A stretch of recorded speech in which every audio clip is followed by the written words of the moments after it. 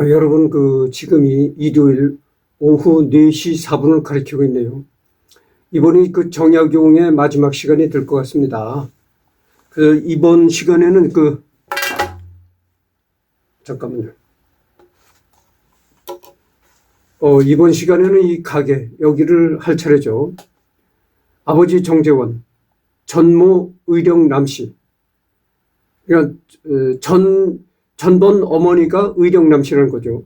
그 다음에 정약용이를 낳은 생모는 해남윤씨, 윤소원, 첫째 형 정약현, 정약현의 사위 황사영 알렉시오, 정약현 사위 황사영 백서. 내가 전번 시간에도 얘기를 했잖아요. 이 황사영이는 배론송지 토굴에서 백서를 집필했다가 그게 이제 조정에 알려져 가지고 그 백서 내용으로 인해 가지고 능지처참당했다. 황사영 백서 1801년 신유박해 때 순교. 둘째 형 정약전, 그다음에 셋째 형 정약중, 정정의 엘리사벳, 정약중의 딸 1801년 신유박해 때 순교. 유소사 세실랴 정약중의 부인, 정철상 바오로 정약중의 아들 1801년 신유박해 때 순교. 정화상 바오로 정약중의 아들 1839년 기해박해 때 순교.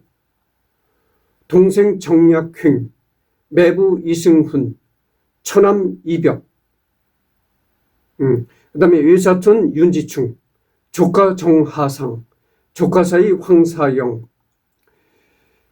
그래서 이게 참 이승훈이가 정약용이 누나가 이승훈이한테 시집을 가는 바람에 그래서 이게 정약용이 집안이 이렇게 천주교를 믿게 돼가지고 이렇게 집안이 풍비박산이 난 겁니다. 그러니까 이승훈이하고 이 혼사가 안 됐더라면 이렇게까지 집안이 풍비박산이 안 됐을 텐데 조선 카톨릭 역사상 최초로 조선의 카톨릭을 전파한 이승훈이하고 이렇게 결혼이 맺어진 바람에 이렇게 집안이 풍비박산 났다 이런 얘기죠. 이승훈이도 이게 죽었습니다. 그런 거 말씀드리고요. 대중매체에서 영원한 제국, 원행 등 정조의 시대를 다룬 소설에서는 정적의 행동을 사전에 간파하는 기민한 탐정의 역할을 말한다. 탐정 역할로 나오지 않더라도 영민하고 다재다능하고 실하게 밝았던 선구자라는 긍정적인 이미지가 강해 드라마에서는 지혜롭고 선한 인물로 등장하는 경우가 많다. 정약용을 주인공으로 한 소설 중 대중적으로 가장 널리 알려진 것은 황인경 작가의 1990년작 소설 목민심서이다. 다만 총 5권 중 초반 3분의 1은 정약용보다는 홍구경과 사도세자가 주인공이며 당시 작가가 굉장히 자료 수집에 공을 들였음에도 불구하고 그 당시에는 조선왕조실록이나 승정원 일기가 번역되어 공개되기 전이라 야사에서 따온 내용들이 들어있거나 하는 경우가 있다. 소설 목민심서에는 KBS 이 드라마에서 동명의 이름으로 영상화되긴 했으나 정통 사극이라기보다는 일종의 다큐드라마 같은 형식이었다. 해당 드라마에선 정약용을 배우 이진우가 연기했다. 2007년 MBC 드라마 이산에서는 배우 송창의가 연기했다. 그 후반에 등장하여 활약상이 많지는 않으나 홍구경 퇴장 후 그를 대신하는 정조의 에이스로 활약한다. 학식이 뛰어난 먼 치킨이나 과거 대과에는 번번이 낙방하고 있었으며 성균관 담을 넘어 다니다가 평복 차림으로 미행 중이던 정조와 만나게 되는데 자기를 떠보는 정조의 말을 믿지 않고 내가 왕이면 나는 영의정이다 라고 비웃는다. 기존의 정약용 이미지대로 온갖 첨단 과학 지식을 활용하여 위기를 극복하거나 가난하고 배우지 못한 백성들을 돕는 등 진보적이고 실천적인 지식인의 모습이 강조된다. 이게 재밌습니다. 이게 MBC 드라마에 보면 이렇게 나온다. 성균관 담을 넘어가다가, 여러분 성균관대라는 건 이 조선시대 교육기관이잖아요. 성균관 담을 넘어가 다니다가 평복 차림으로 임금 복장이 아니라 평민 차림으로 미행 중이던 정조와 만나게 되는데 자기를 떠보는 정조의 말을 믿지 않고 내가 왕이면 나는 영의정이다 이랬다는 거죠. 그러니까 뭐 흔히 보이스피싱 같은 전화가 걸려면 그런다잖아요. 네가 서울지검의 검사면은 나는 그렇다잖아요. 예, 여보시오. 내가 서울지검 아무개 검사인데 당신 통장이 지금 잘못됐어. 그러니까 당신 통장의 계좌번호하고 돈 얼마를 입금을 시켜. 그럼 내가 그거를 해결해 줄게. 내가 지금 서울지검 검사 아무개야 이렇게 얘기하면 그런다잖아. 야 이거 보이스피싱이로구나. 네가 검사면 나는 윤석열이야. 이렇게 대답한다는 식으로 똑같은 거야. 내가 왕이면 나는 영의정이다라고 비웃는다. 참 재미난 일입니다. 뭐 하여튼 그렇게 해가지고 여기 참 많이 나옵니다. 그래서 윤승원 화백의 만화 맹꽁이 서당에서는 8권에 등장한다. 어린 시절부터 똑똑하고 총명했고 출산 후에 듣는 정조의 최측근으로서 애민정책과 부국강병에 힘쓴 청백리였지만 천주교 신자라는 것이 빌미가 되어 여러 차례 유배를 갔다가 결국 정조의 승하 이후 신유사옥으로 18년간의 강진 귀양살이에 들어간다. 그럼에도 그때부터 죽는 날까지 저술을 멈추지 않으며 목민심서를 비롯한 명문들을 남겼다.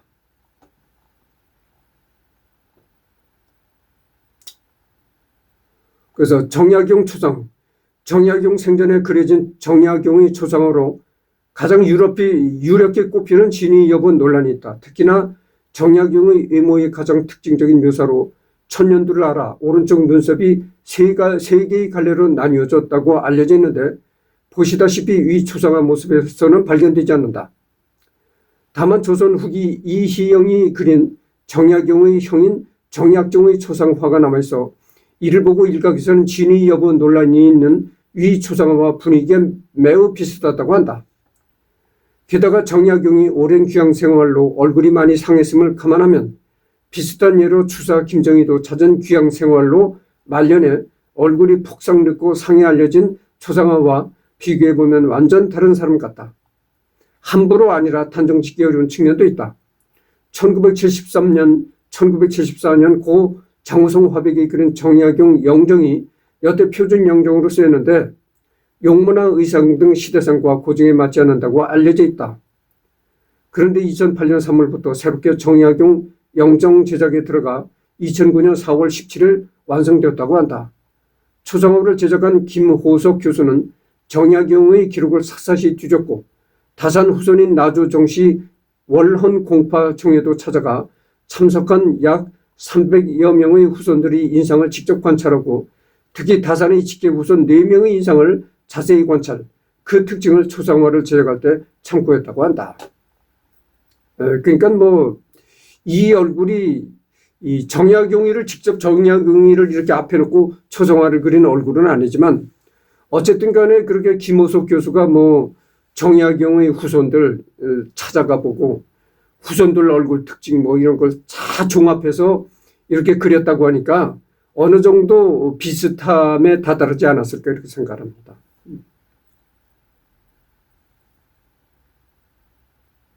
그래서 여기 보면 여기서 정약용의 키가 보통 사람보다 훨씬 컸다고 기록되어 있는데 조선시대 당시 남성 평균 키가 161cm인 것을 보면 정약용의 키는 약 160일 초과로 추정된다. 그러니까 조선 평균 보통 사람들보다 키가 컸다고 합니다. 그러니까 보통 한 168 정도 됐으라고 합니다. 165에서 168 정도로 추정이 되는 거죠.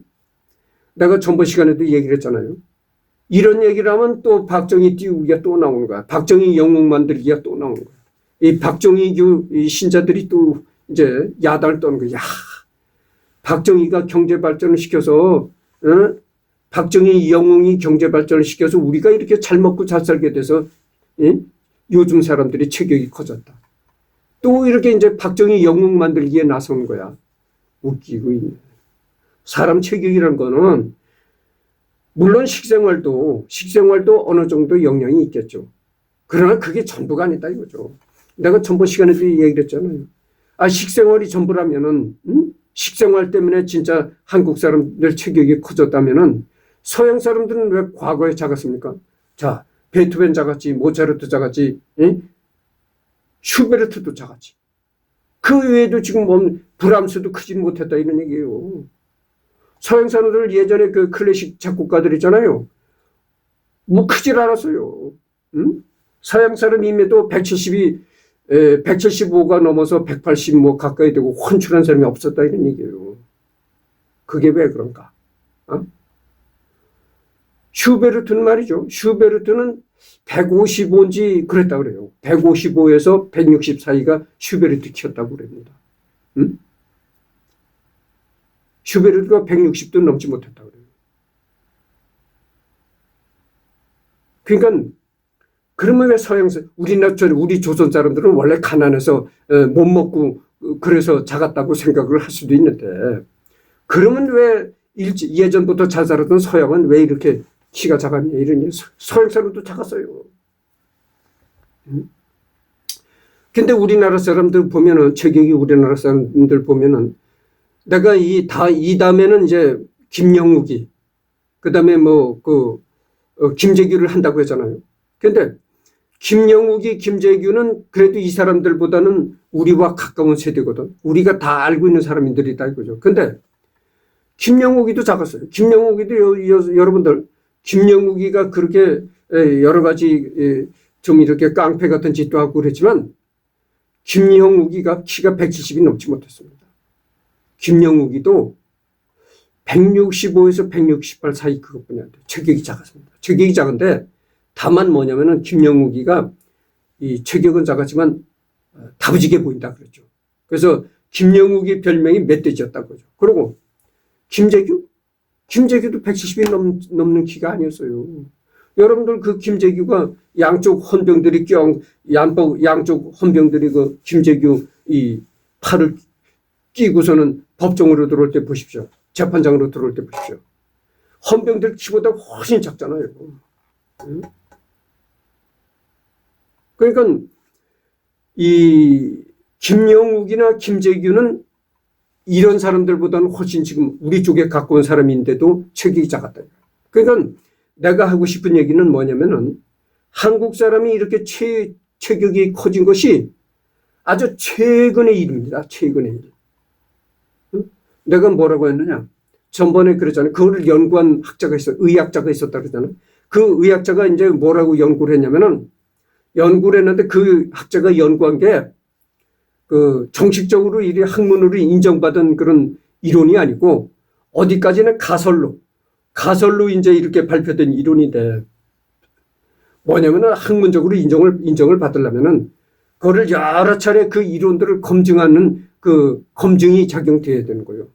그래서 그 검증되지 않은 얘기라서 이제 가설이라고 어디까지는 하거든요. 근데 하여튼 무슨 얘기가 있었냐면은 이런 얘기 했었습니다.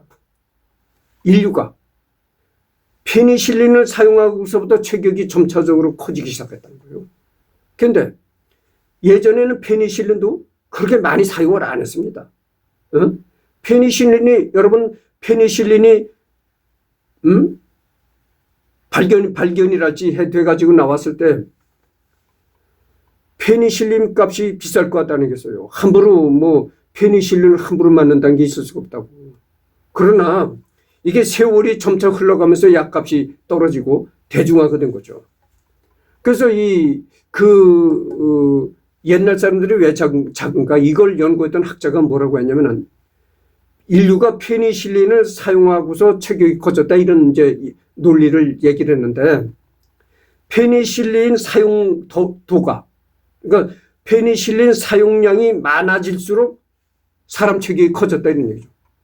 그러니까 뭐냐면 옛날에도 이 페니실린을 발견한 사람이 있었는데 그 페니실린이 발견했던 초창기에는 많은 사람들이 페니실린을 사용을 못했다 이거죠. 비싸고 값이 비싸고 그러니까.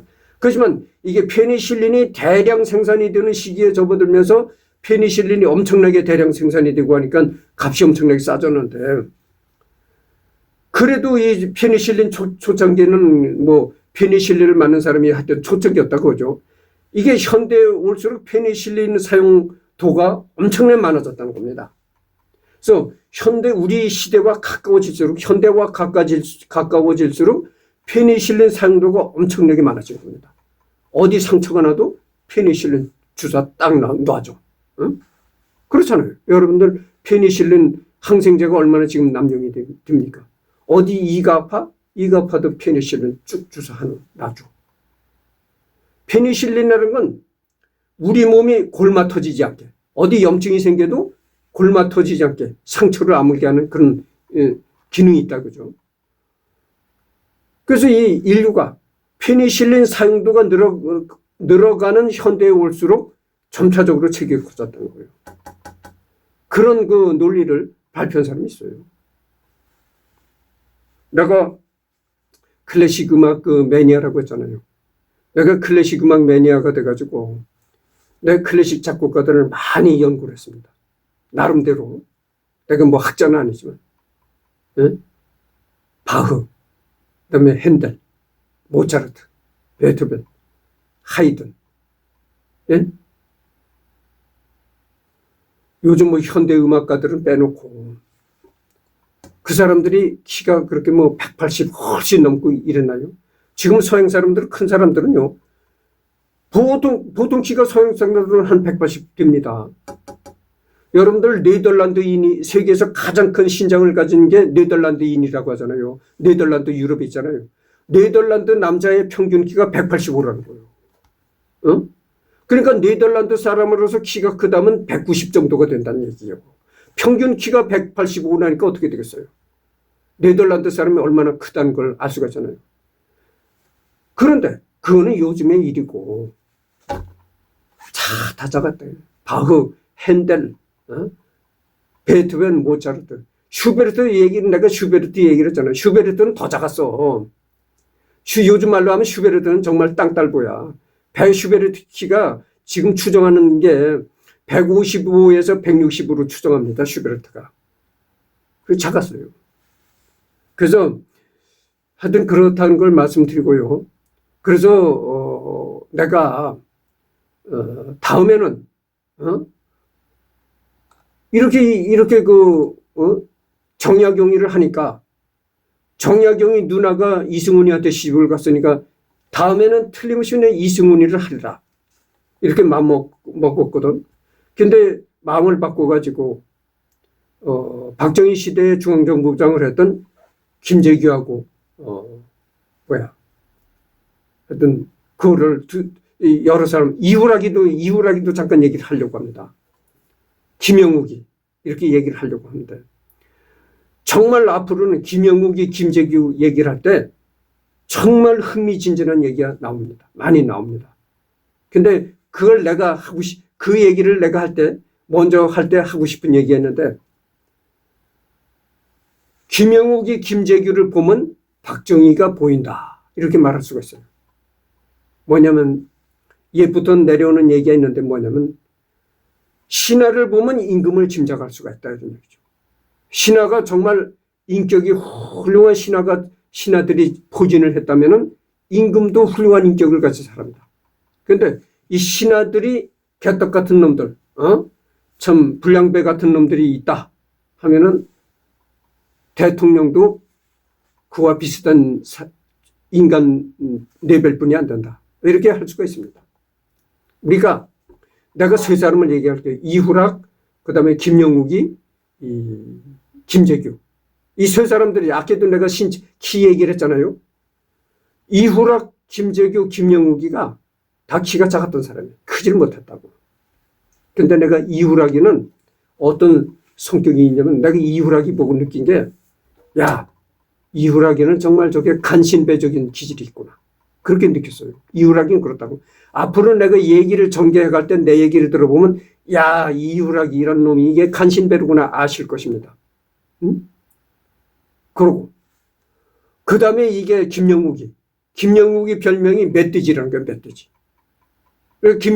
내가 전번에도 얘기를 했죠. 김영욱이가 체격은 큰 체격이 아닌데 키는 작고 그런데 다부지게 생겼다. 그래서 이제 김영욱 별명이 멧돼지고 이 세 번째가 김재규인데 김재규가 박정희를 총살하고 이렇게 붙들려서 이제 들어가서 군사 재판 받고 이럴 때는 얼굴 보면 말이죠. 얼굴이 새카맣니다. 김재규 얼굴이요. 그게 김재규가 간암에 걸렸다는 거예요. 간암인지 하여튼 간경변인가 걸렸다는 거예요. 그래가지고 그렇게 얼굴이 새카매졌다는 겁니다. 그래서 김영욱이가 박정희를 죽이지 않았어도 김영욱이는 죽을 날을 곧 가까이 두고 있던 사람이다. 그런 거예요. 그렇게 김재규 병이 깊었었다는 겁니다. 김재규 얼굴이 새카맣잖아요. 그래서 이제 간에 대한 병을 알아서 그렇게 얼굴이 새카매졌다는 겁니다. 그런데 이후락, 김영욱이, 김재규 이 세 사람을 놓고 보면 제일 그래도 사람됨이 낫다고 보는 게 김재규라고 할 수가 있어요. 응? 이 세 명 중엔 그래도 제일 낫다고 하는 게 김재규라고 볼 수가 있다 이런 얘기죠. 아까도 얘기를 했잖아요. 이후락이는 간신배. 김영욱이는 이건 뭐 앞과 뒤를 안 가려는 멧돼지. 그리고 그나마 제대로 되었던 사람이 이 김재규다 이런 얘기죠. 응? 그래서 박정희가 이제 총에 맞아 죽었잖아요. 그래서 전두환이가 이제 박정희를 누가 죽였냐 이거를 이제 알아내려고 할 때 전두환이가 처음에는 이 차지철이 이놈이 먼저 박정희를 쏘고, 응? 지가 자살한 걸로 그렇게 생각했다는 거예요. 그러니까 이게 차지철이가 저지른 짓이라고 생각했다는 거예요. 김재규가 박정희를 쏘리라고는 전혀 생각을 못했다는 겁니다. 그만큼 김재규는 평소에 아주 사람이 이지적이고 모든 것이 순리를 중요시 여기고 이런 사람이었다 이거죠. 그러니까 김재규가 순리적이고 그렇게 이지적인 사람이 대통령을 저격했다고는 전혀 생각을 못했다 이거죠. 이 차지철 저놈이 대통령 경호실장도 하고 그러면서 월권행위를 하고 지랄하더니 저놈이 쐈구나 이렇게 생각했다는 거예요. 처음엔 그렇게 이제 잘못 짚었었다는 겁니다.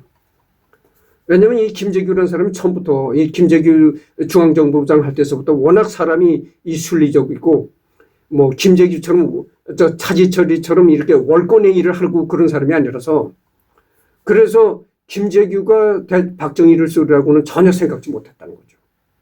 그 처음에는 차지철이 저놈이 이제 박정희를 쏘고 지도 자살했다 이렇게 생각했다는 거예요.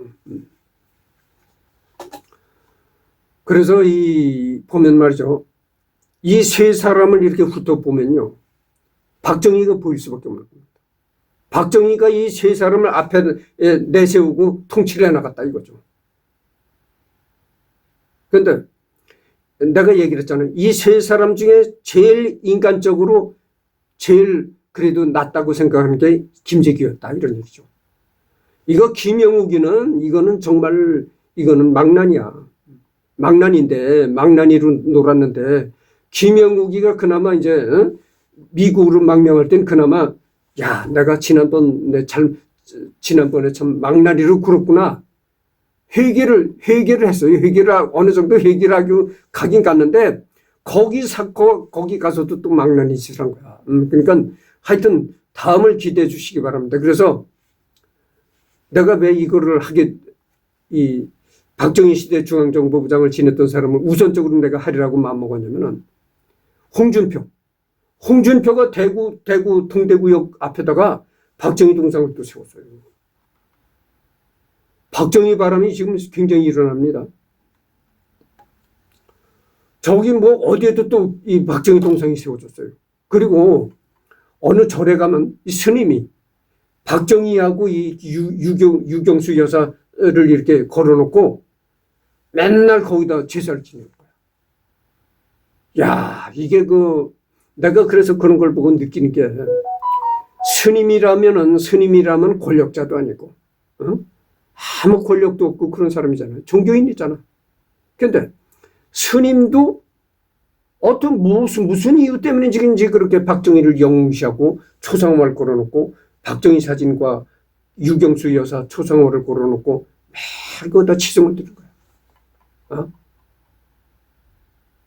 근데 그 사람 얘기를 들어보면 대한민국의 대통령이 아무리 수십 명이 나와도 다 헛거라는 거야. 박정희 하나를 대통령 10명이 못 따라간다는 거지. 박정희 앉았던 자리도 못 간다는 거야. 이런 식의 그 사고방식을 갖고 있어요. 여러분, 그걸 한번 보십시오.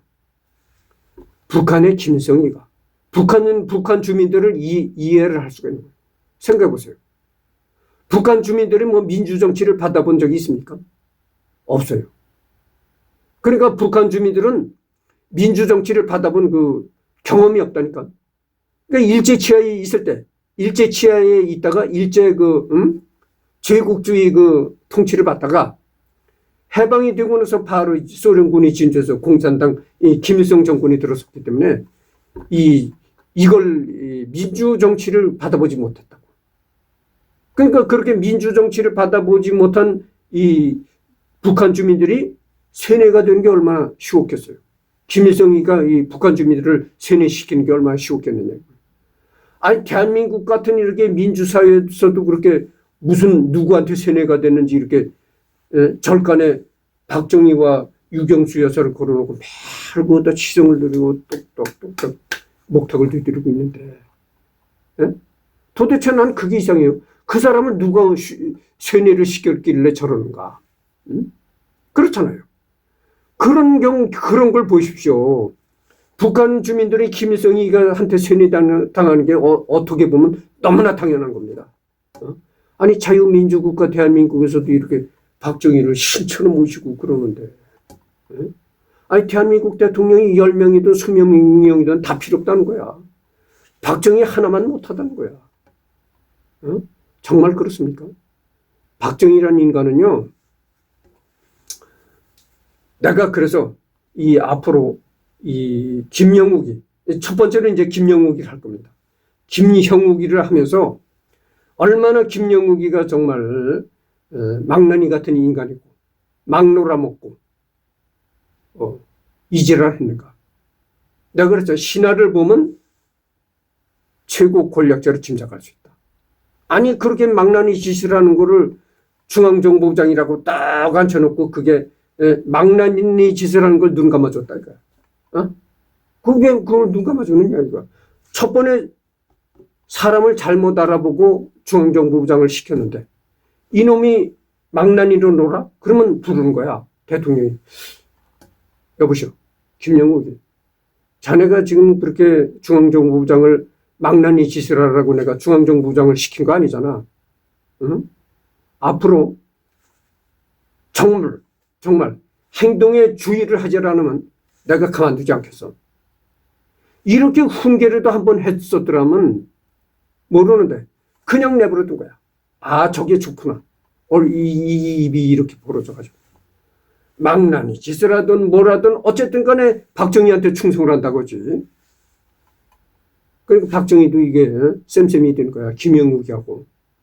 그래서 내가 얘기가 자꾸 길어져 봐야 서로 필요가 없는 거고, 어디까지나 지금은 정약용의를 하다가 끝내줬잖아요. 그래서 다음 주에는 오늘로선 또 녹화가 없습니다.